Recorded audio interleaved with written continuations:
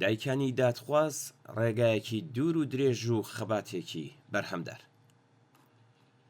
کۆماری ئیسلامی ڕۆژی یەکشەممە 2 بەفرانبار ڕۆژی لەدایکبوونی فاتمەی کچی محەممەد و خەدیجەی وەک ڕۆژی دایک ناوزەد کردووە.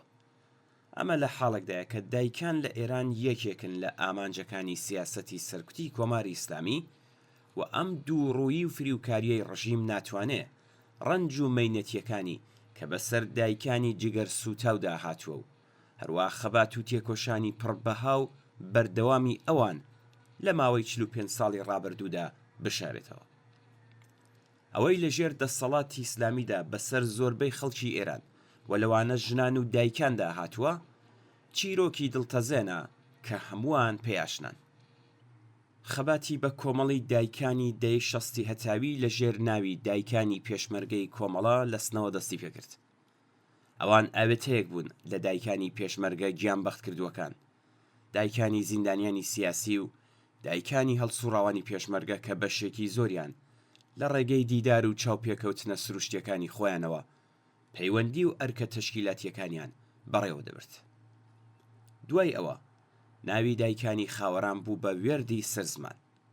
ئەم ئازیزانە دایکانی سەربەرزی هەزاران زیندانی سیاسی شۆڕشگێڕ و خەباتکار بوون کە بە فەرمانی خومەینی لە ماوەی 2 مانگدا لە زیندان لە سێدارە دران و لە گۆڕە بە کۆمەڵەکاندا بە خاکس بێردران. دوای ئەوان دایکانی پارکی لالا وەک ڕێکخراوێکی خەباتکار بە ڕیزی خەباتی ڕزگاری خوازانە و دژە کۆماری ئیسلامیەوە پەیوەست بوون. ئەوان دایکی ئەو گیانبەخت کردوانن کە لە ئاخێزی جەماوەری ساڵی 1388دا گیانیان لەدەستا.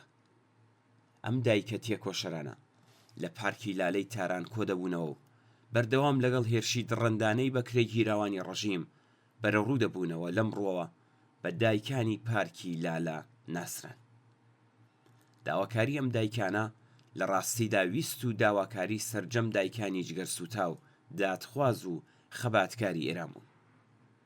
ویست و داواکاریەکانیان بریتین لە ئازادی بێشەرت و مەرجی سەرجەم زیندانیانی سیاسی و ئیدیۆلۆژی، هەڵوەشانەوەی سزای لە سێدارەدان و کۆتایی هێنان بە هەموو جۆرەکانی بێسەر و شوێنکردن و ئەشکەنجەدان، لێپێچینەوە و سزادانی بڕیاردەران و بەڕێوەبەرانی هەموو ئەو تاوانانەی کە لەلایەن بەرپرسانی کۆماری ئیسلامی ئێران هەر لە سەرەتاوە تا بە ئەمڕۆ بەڕێوە چووە لە دادگایەکی ئاشکرا و دادپەروەر و جەماوەریدا.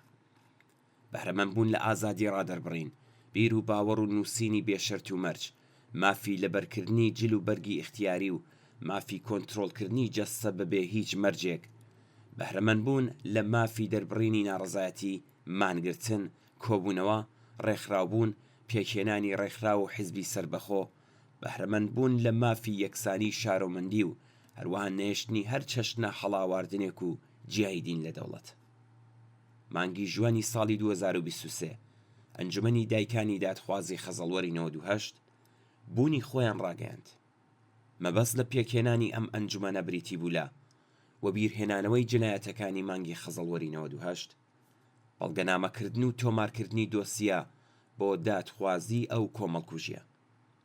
ڕۆژی 11 ژوانی 2023 دایکانی دادخوازی کوردستان لە درێژەی خەبات و تێکۆشانی لە مێژینەی خۆیاندا لە دژی ڕژیم بە بڵاوکردنەوەی بەیاننامەیەک لە ژێرناوی دایکانی شۆڕش ڕێکخراوینەی خۆیان وەک بەشێک لە دایکانی شۆڕشی ژینە ڕاگەیاند.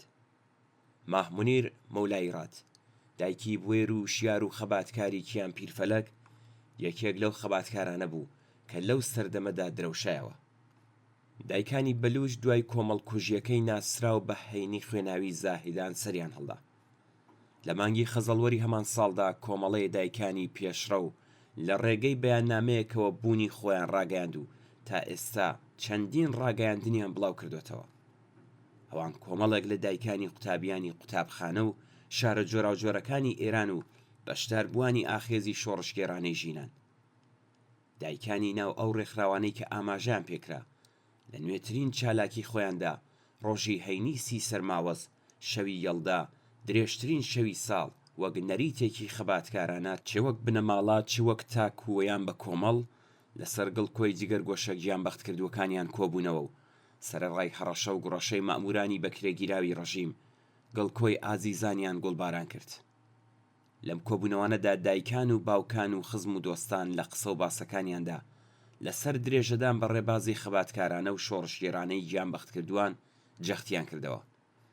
پەرەسەندنی خەبات و تێکۆشانی دایکانی دادخواز هاوکات لەگەڵ خەباتی ژنانی ئازادپۆش وەک دەڕکی چاوی کۆماری ئیسلامی و زمان حاڵەکانی نیشانەی لاوازبوونی بەرچاوی هێز و هەیمەنەی ئەم ڕژیمەیە لە ئاسجەماوەری خەباتکاری ئێراندا.